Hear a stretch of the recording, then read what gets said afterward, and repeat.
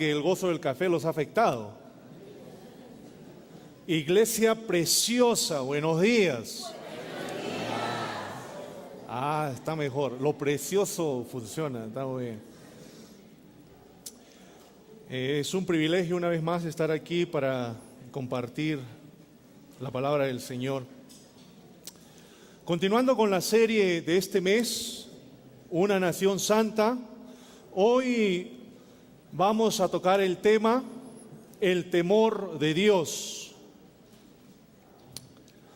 Y esta mañana vamos a estudiar el capítulo 19 del libro de Éxodo.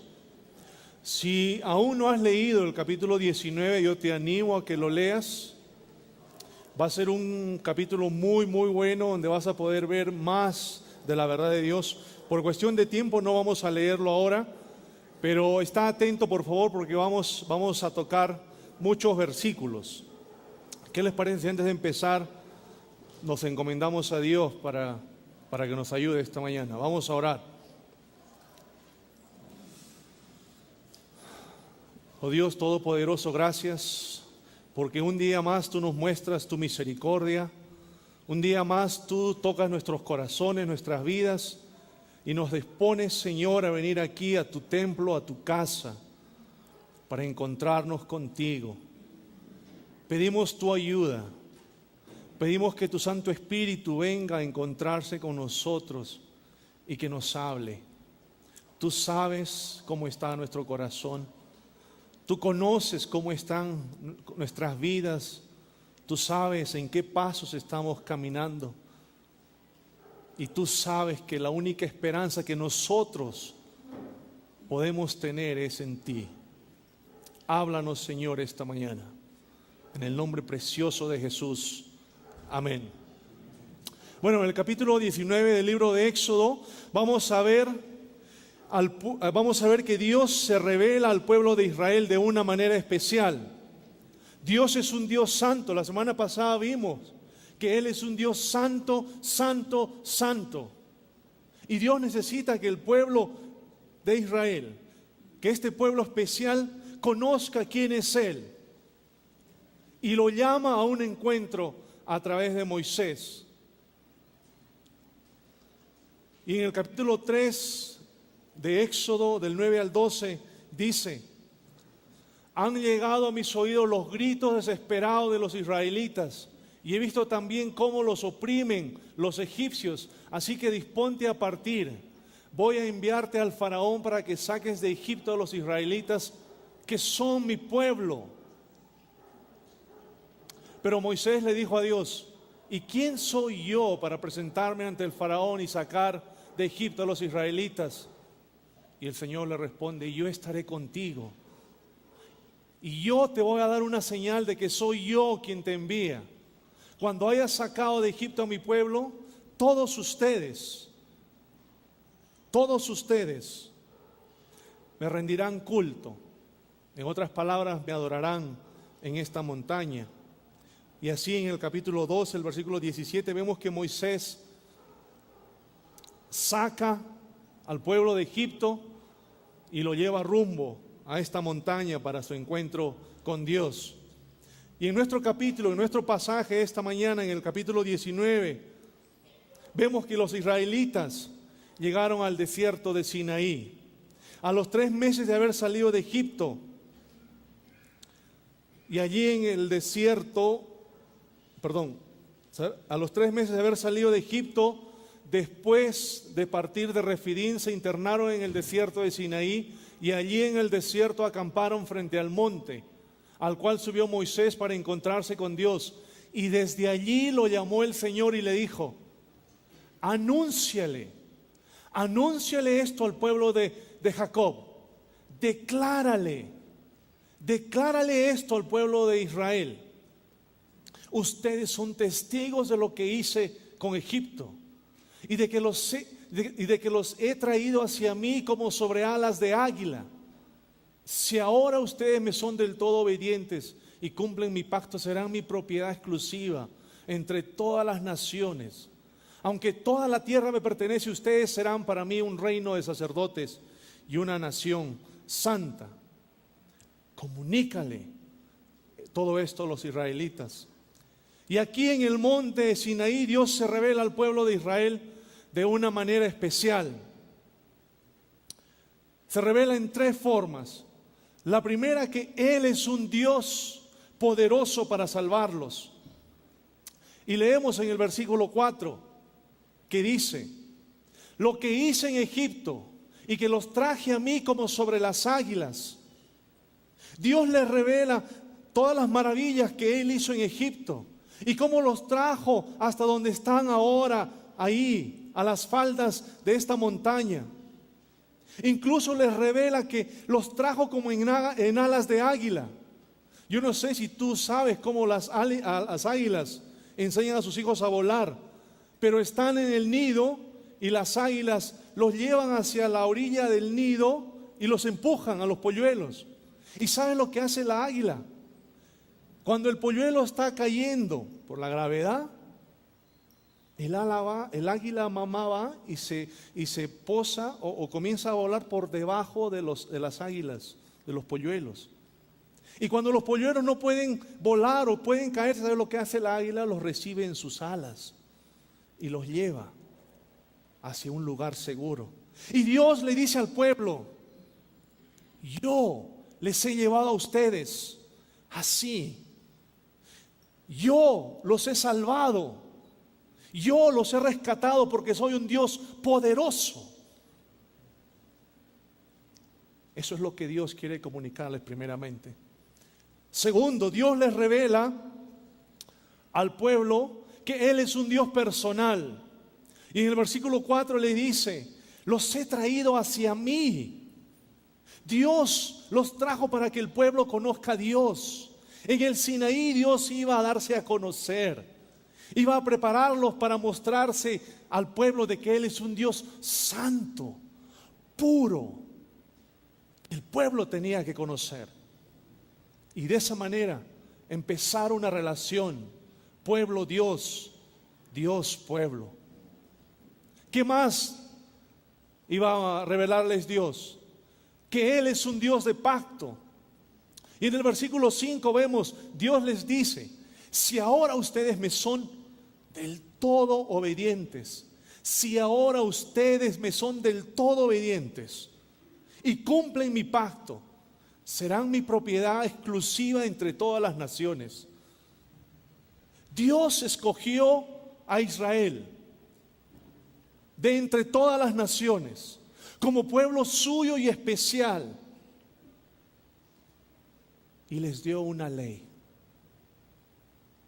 Y les dio una ley. Dios no impuso la ley a Israel y Él tampoco la impone a nosotros. Dios le dio la ley al pueblo para revelarles que Él es un Dios puro, santo, y el pueblo tenía que saberlo. Como pueblo de Dios, los israelitas tenían que vivir como un Dios santo, y por eso Dios les mostró los límites, les mostró la ley. Sin la ley el pueblo podía hacer lo que quería y lo que le plazca, pero el pueblo no podía vivir así, porque ellos habían sido escogidos por Dios y tenían que ser diferentes. Tenía que ser un pueblo santo, una nación de sacerdotes. Mira lo que dice el versículo 6: ustedes serán para mí un reino de sacerdotes y una nación santa. El pueblo tenía que responder a la santidad de Dios. Tenían que ser un pueblo diferente. Tenían que creer. No sé si ustedes han tenido la oportunidad de viajar por Sudamérica, pero yo estuve en Chile. Llegué a Santiago y vi lo hermoso que es este país. No tanto como el nuestro, pero... Y cuando estaba en la plaza en Santiago, de la plaza, tú puedes ver estos edificios y puedes ver los Andes.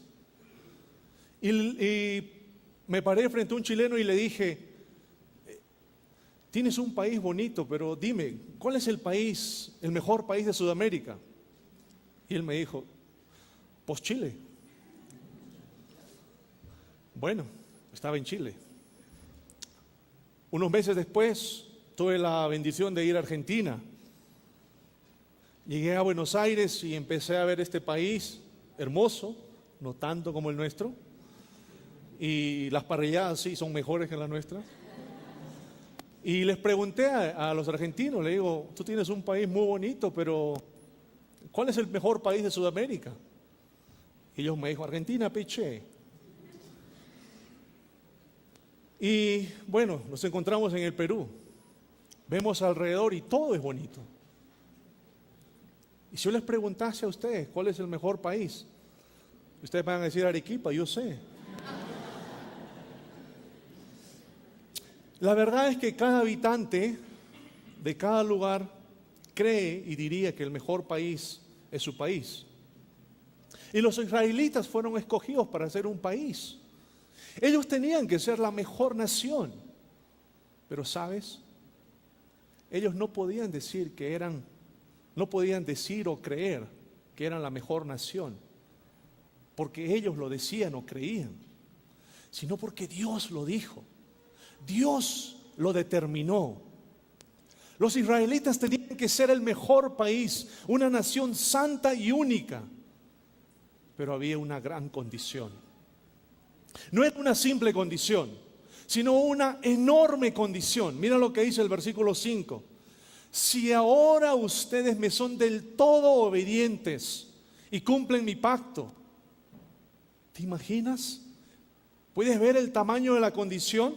Esta condición es enorme, pues no solo tienen que ser obedientes cuando quieran o como les conviene. Obedezco aquí, mañana sí, mañana no. La condición es que tienen que ser obedientes en todo y cumplir con el pacto. Yo me pregunto, ¿será difícil cumplir la condición? Bueno, es el pueblo de Israel. Y en el versículo 7, Moisés fue y convocó a los ancianos y al pueblo para exponerle estas palabras y todo lo que el Señor había ordenado comunicarles, incluyendo la condición en el versículo 5. Ahora ustedes me son del todo obedientes y cumplen mi pacto. Y mira a Israel. Tú conoces a este pueblo, tú has escuchado a este pueblo, tú sabes cómo se comporta este pueblo, porque muchas veces tú te has comportado como Israel. Y mira cómo responde. Todo el pueblo respondió a una sola voz: sí, sí cumpliremos con todo lo que el Señor nos ha ordenado, sí lo vamos a hacer. ¿Cómo va a responder el pueblo así? Tan a la ligera, tan seguros de sí mismos, tan confiados. Este es el mismo pueblo que en los capítulos 15, 16 y 17 de Éxodo, una y otra vez se quejaron, murmuraron, no le creyeron a Dios. Pero ahora se presentan delante de Moisés y delante del Señor y le dicen: sí, vamos a cumplir. Este pueblo no entendía quién era Dios. No sabían que Él era un Dios santo, puro. No lo sabían. Ellos pensaban que podían engañar a Dios, pero no se daban cuenta que no podían responder tan superficialmente a esta invitación del mismo Dios. Y Dios se da a conocer. Mira lo que dice en el versículo 9. Eso no es el versículo 9. Voy a presentarme ante ti en medio de una densa nube, para que el pueblo me oiga hablar contigo y así tengan siempre confianza de ti. Dios estaba invitando al pueblo que venga a un encuentro, pero no era cualquier encuentro. El pueblo iba a visitar al Dios viviente, santo y poderoso, y no podían venir como estaban o como eran. Y Dios le dice cómo tenían que venir. Y en el versículo 10 y 11 del capítulo 12 vemos: el Señor le dijo a Moisés: ve y consagra al pueblo hoy y mañana, diles que laven sus ropas y que se preparen al tercer día, porque en ese mismo día yo descenderé sobre el monte Sinaí a la vista de todo el pueblo. El pueblo tenía que entender quién era Dios: un Dios de pureza, un Dios santo, un Dios de límites. Por eso en el versículo 2 y 13 Dios le dice a Moisés: pon un cerco alrededor del monte para que el pueblo no pase. Diles que no suban al monte y que ni siquiera pongan un pie en él, pues cualquiera que lo toque será condenado a muerte, sea hombre o animal. No quedará con vida quien se atreva a tocarlo. Morirá a pedradas o a flechazos. Solo podrán subir al monte cuando se oiga el toque largo de la trompeta. El pueblo tenía que conocer a Dios, su santidad, su pureza. Y la santidad de Dios demanda que el pueblo tenía que venir a Dios consagrado, preparado para conocer este Dios santo. Y la santidad de Dios demanda obediencia.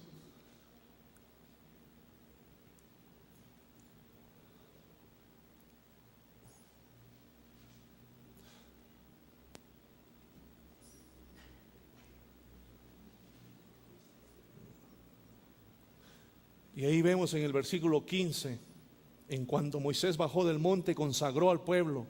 Ellos por su parte lavaron sus ropas. Luego Moisés les dijo: prepárense para el tercer día y absténganse de relaciones sexuales. Tal era la pureza del Señor que el pueblo tenía que entender. Y al tercer día del poder de Dios quedaba demostrado. Mira lo que dice el versículo 16 al 20. En la madrugada del tercer día hubo truenos, relámpagos y una densa nube se posó sobre el monte. Un toque muy fuerte de trompeta puso a temblar a todos los que estaban en el campamento. Entonces Moisés sacó del campamento al pueblo para que fuera a su encuentro con Dios. Y ellos se detuvieron al monte, al pie del monte Sinaí.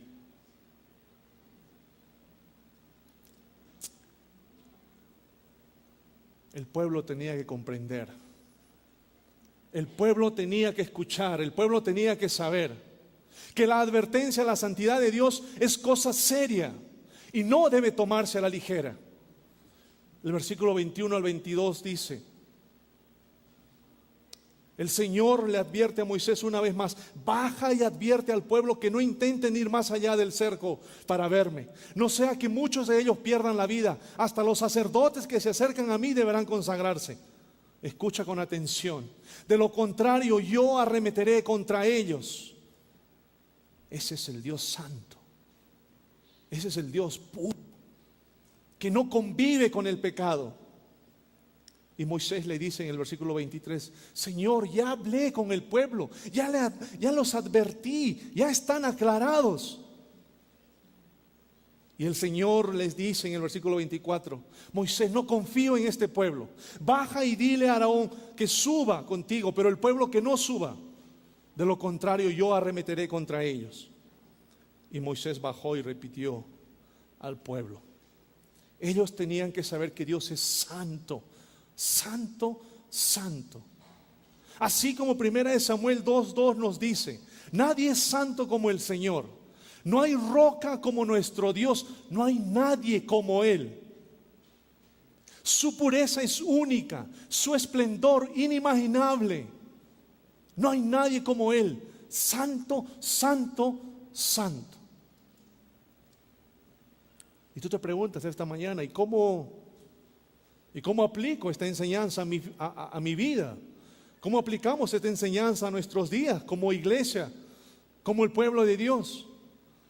Bueno, ese Dios de pacto hizo un pacto de gracia por medio de Cristo con todo aquel que cree. Este pacto es personal. Este pacto es entre tú y Dios por medio de Cristo. Tú no llegas a Dios por tus buenas obras. Nadie llega a Dios por sus buenas obras, sino por la fe que recibes en Cristo. Si has aceptado a Cristo como tu Señor y Salvador, entonces ahora tú eres de Dios. En Cristo tenemos un pacto de gracia que nos revela quién es Dios y nos revela tres cosas. La primera: en Cristo somos poderosamente rescatados. Así como en el Éxodo 19 el pueblo de Israel fue poderosamente rescatado cuando dice: ustedes son testigos de lo que hice en Egipto y de que los he traído hacia mí como sobre alas de águila. Dios los rescató poderosamente, pero hubo una condición enorme en el pacto. ¿Recuerdan? El versículo 5, Dios les decía: si ahora ustedes me son del todo obedientes y cumplen mi pacto. ¿Y qué pasó con los israelitas? ¿Fueron obedientes? ¿Cumplieron el pacto? No, no fueron obedientes. No cumplieron el pacto, no cumplieron con la ley. En vez de traer bendición al pueblo, la maldición del pacto los dejó sin esperanza. Sin embargo, 1000 años después, cuando Cristo vino, esa condición dada al pueblo, la condición: si ahora ustedes me son del todo obedientes y cumplen mis pactos, se convirtió en un maravilloso ¿cuándo? Jesús obedeció cada palabra de Dios perfectamente. Jesús cumplió con los términos del pacto a nombre del pueblo de Israel, del pueblo de Dios. Y todo cambió. Mira lo que dice Romanos 8:1-4. Por lo tanto, ya no hay ninguna condenación para los que están unidos a Cristo Jesús, pues por medio de él la ley del Espíritu de vida me ha liberado de la ley del pecado y de la muerte. En efecto, la ley no pudo liberarnos porque la naturaleza pecaminosa anuló su poder. Por eso Dios envió a su propio Hijo en condición semejante a nuestra condición de pecadores, para que se ofreciera en sacrificio por el pecado. Así condenó Dios al pecado en la naturaleza humana, a fin de que las justas demandas de la ley se cumplieran en nosotros, que no vivimos según la naturaleza pecaminosa, sino según el Espíritu. Aquí nos muestra que Jesús cumplió perfectamente y justamente la ley de Dios. Nunca quebró ningún mandamiento, ni siquiera en su pensamiento. ¿Y la maldición? ¿Qué pasó con la maldición? Bueno, la maldición también fue tomada por Jesús. La llevó sobre sí mismo en lugar nuestro a la cruz. Mira lo que dice Gálatas 3:14-15. Cristo nos rescató de la maldición de la ley al hacerse maldición por nosotros. Pues está escrito: maldito todo el que es colgado de un madero. Así sucedió para que por medio de Cristo Jesús la bendición prometida a Abraham llegara a las naciones, y para que por la fe recibiéramos el Espíritu según la promesa. Esta es la justicia de Cristo. Esta es la obra de Cristo. Esta es la justicia de Cristo que es dada al cristiano, y la maldición de la ley de Moisés es tomada por Cristo. Mi hermano, yo no sé cómo tú tomas esto, pero déjame decirte que esto es algo extraordinario, maravilloso. Es un regalo maravilloso para todo aquel que cree en Cristo Jesús. Si tú has aceptado a Cristo como tu Señor y Salvador, esta es tu realidad, esta es tu verdad y esta es tu esperanza. Pues has sido poderosamente rescatado. Y nunca debes menospreciar el poder de Cristo y su cruz. Pero si aún no conoces a Cristo, yo te animo: ven a Él, porque sin Él no hay esperanza. ¿Qué más nos revela? Nos revela que en Cristo fuimos personalmente conocidos. Vamos al capítulo 12 del libro de Hebreos. Capítulo 12 del libro de Hebreos. Y te vas a dar cuenta que apenas escuches o leas estos versículos, te darás cuenta que este texto habla del Éxodo 19. Mira lo que dice Hebreos 12, 18 al 20. Hebreos 12, 18 al 20 dice: ustedes no se han acercado a una montaña que se pueda tocar o que esté ardiendo en fuego, ni a oscuridad, tinieblas y tormenta, ni a sonido de trompeta, ni a tal clamor de palabras de quienes lo oyeron suplicaron que no se les hablará más, porque no podían soportar esta orden. Será apedreado todo aquel que toque la montaña, aunque sea un animal. Tan terrible era este espectáculo que Moisés dijo: estoy temblando de miedo. Y esta es la verdad de Éxodo 19. Nadie podía ir a la montaña sin autorización, porque ahí iba a venir el Dios santo, santo, todopoderoso. Pero en Cristo, mira lo que dice en Cristo. En el versículo 22, seguimos al 24. En Cristo ustedes se han acercado al monte Sión, a la Jerusalén celestial, la ciudad del Dios viviente. Se han acercado a millares y millares de ángeles a una asamblea gozosa, a la iglesia de los primogénitos inscritos en el cielo. Se han acercado a Dios, el juez de todos, a los espíritus de los justos que han llegado a la perfección, a Jesús, al mediador de un nuevo pacto, y a la sangre rociada, que habla con más fuerza que la de Abel. Mira dónde estás en Cristo Jesús. ¿Te das cuenta de lo que está pasando aquí? Mira lo que le pasa al cristiano que cree en Jesús, que tiene a Jesús. Cuando vienes a Cristo, tú estás haciendo algo que no se podía hacer en Éxodo 19. ¿Lo puedes ver?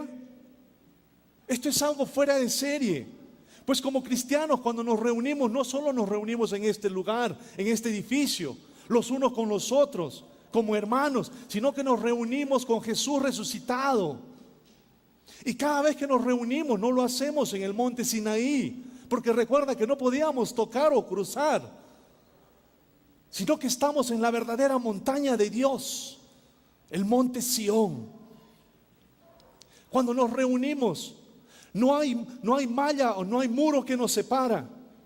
Aunque ves este techo, con tu mente y tus ojos de fe puedes ir hasta lo más alto de los cielos. Y ahí estamos reuniéndonos con el Dios Todopoderoso. Hermano, yo quiero animarte. Por eso cuando nos reunimos los domingos debemos sentirnos gozosos, emocionados, porque ahí afuera hay gente que no puede experimentar esta realidad. La realidad que tú y yo, como creyentes en Cristo Jesús, no solo nos reunimos unos con otros, sino también, mira, escucha, nos reunimos con los ángeles en el cielo, con todos los cristianos que murieron y están con Dios en su presencia y con Jesucristo nuestro Señor, mejor del nuevo pacto. Y ahora, libremente podemos acceder a la presencia de Dios. Esto no es cualquier cosa, mi hermano. No lo tomes a la ligera. Yo quiero animarte esta mañana a que entiendas esta verdad que va a transformar tu forma de ver la iglesia, tu iglesia. Pero al mismo tiempo, quiero que te des cuenta que este evento asombroso y supernatural que está sucediendo no es cualquier evento. Pues estamos entrando ante la santa presencia del Dios puro, santo. ¿Escuchaste con claridad? Estamos entrando ante la presencia del Dios puro, santo y santo. Y no debemos tomarlo a la ligera. Mira lo que dice Hebreos 12, 25, 29. Tengan cuidado de no rechazar al que habla. Este es Dios. Si no escaparon aquellos que rechazaron al que los amonestaba en la tierra, mucho menos escaparemos nosotros si les volvemos la espalda al que nos amonesta desde el cielo. En aquella ocasión su voz conmovió la tierra, pero ahora ha prometido: una vez más haré que se estremezca no solo la tierra, sino también el cielo. La frase "una vez más" indica la transformación de las cosas movibles, es decir, las creadas para que permanezca lo inconmovible. Escucha esto.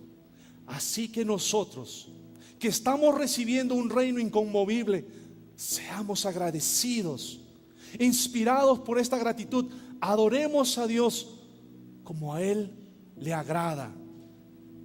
Adoremos a Dios con temor, con un temor reverente, porque nuestro Dios es fuego consumidor. ¿Te das cuenta? No lo tomes a la ligera. Dios nos pide que nos demos cuenta quién es Él. Santo. El mismo Dios que vino al monte Sinaí para hablar con los israelitas es el mismo Dios que nos habla hoy. Si pudiéramos verlo hoy, caeríamos de rostro al suelo a causa de su santidad, su gloria y su majestad. Pero sin embargo, podemos venir a Él sin miedo, pero con un temor reverente, con un temor correcto. Ten la seguridad que Dios te dice: ven a mí, ven gozoso, pero trátame correctamente. Ven a mí con un temor limpio, bueno, que no transgreda mi santidad. Eso es lo que Dios quiere que su pueblo escuche. ¿Qué más? Bueno, nos revela que en Cristo debemos guardar sus mandamientos. Primera de Juan 5, del 1 al 5 dice: todo el que cree en que Jesús es el Cristo ha nacido de Dios. Y todo el que ama al Padre ama también a sus hijos. Así, cuando amamos a Dios y cumplimos sus mandamientos, sabemos que amamos a los hijos de Dios. En esto consiste el amor a Dios, en que obedezcamos sus mandamientos. Y estos no son difíciles de cumplir, porque todo el que ha nacido de Dios vence al mundo. Esta es la victoria que vence al mundo, nuestra fe. ¿Quién es el que vence al mundo sino el que cree que Jesús es el Hijo de Dios? En Cristo tenemos la fortaleza y la seguridad que podemos cumplir la palabra de Dios. En Cristo podemos ser obedientes y sus mandamientos no serán difíciles de cumplir. La obediencia del pueblo de Cristo, la obediencia de la iglesia que obedece muestra un temor de Dios. Muestra un temor de Dios. Por eso tú, como cristiano, como creyente, debes mostrar un temor a Dios.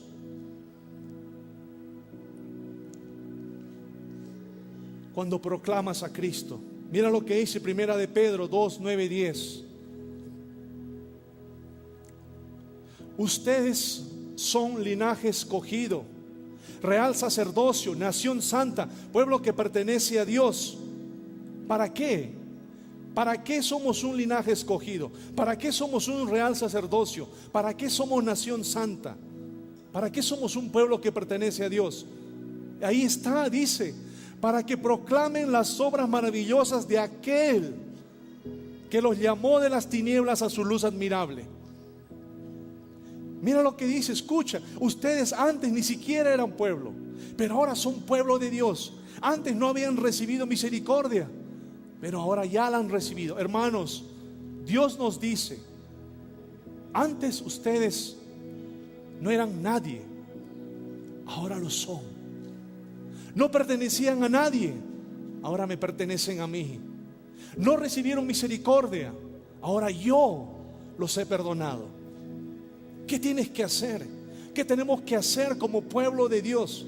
Dice, tenemos que proclamar estas cosas maravillosas que Dios ha hecho por nosotros. Como cristiano, cada vez que hablas, lo que la gente debe escuchar es tu proclamación. Lo que la gente debe escuchar es, en el versículo 9 dice, las obras maravillosas de aquel que los llamó de las tinieblas a su luz admirable. Eso es lo que tenemos que hacer.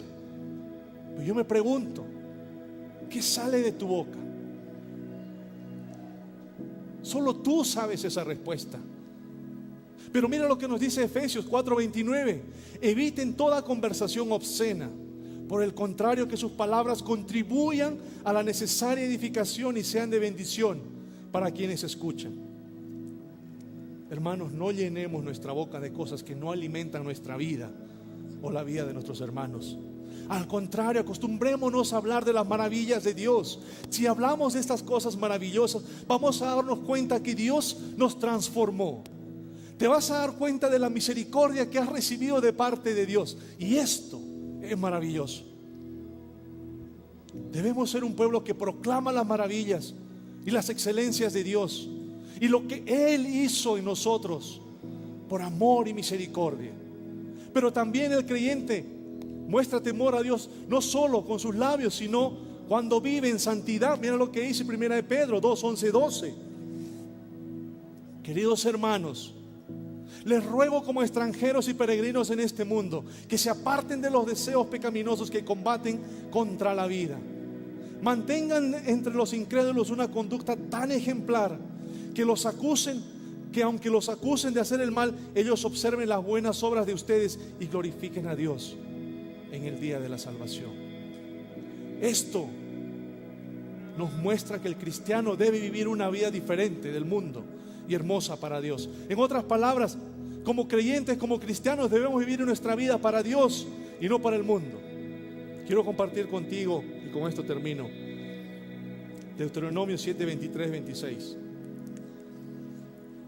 Deuteronomio 7, 23, capítulo 7, versículo 23 al 26, y dice: el Señor le decía a su pueblo: el Señor tu Dios entregará a esas naciones en tus manos y las llenará de gran confusión hasta destruirlas. Pondrá a sus reyes bajo tu poder y de sus nombres tú borrarás hasta el recuerdo. Ninguna de esas naciones podrá resistir tu presencia, porque tú las destruirás. Escucha lo que le dice: pero tú mi pueblo, deberás quemar en el fuego las esculturas de sus dioses. No codicies la plata y el oro que las recubren, ni caigas en la trampa de quedarte con ellas, pues eso es algo que aborrece el Señor tu Dios. No metas en tu casa nada que sea abominable. Todo eso debe ser destruido. Recházalo y detéstalo por completo, para que no seas destruido tú también. Tú me dices: bueno, los israelitas tenían dioses de madera, de piedra, qué sé yo, pero vivimos en el siglo XXI. Pero estoy seguro que tenemos otros dioses.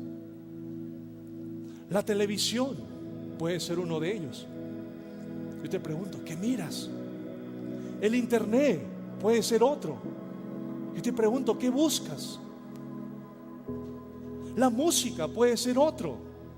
Y te pregunto: ¿qué escuchas? Hermano, hermana, joven, señorita, jovencito, jovencita, niño o niña, no metas a tu casa estos dioses, porque si lo haces te van a destruir. Ten cuidado. El mundo te ofrece oro, plata, placer, felicidad. No caigas en su trampa. Recuerda que todo esto aborrece al Señor. Recházalo y detéstalo, porque de lo contrario Dios te dice que tú vas a ser destruido. Hermanos, vivamos vidas impecables en los ojos del mundo, aun cuando el mundo nos acusa porque no les gusta nuestro mensaje, aun cuando nuestras vidas sean diferentes y no les guste. Debemos seguir viviendo nuestra vida frente a los ojos de nuestro Señor. Este es el temor de la iglesia de Dios. Este es el temor que tú debes tener frente a un Dios santo, santo, santo. Por lo tanto, honremos a nuestro Dios con nuestros labios y con nuestras vidas. Amén. Vamos a orar.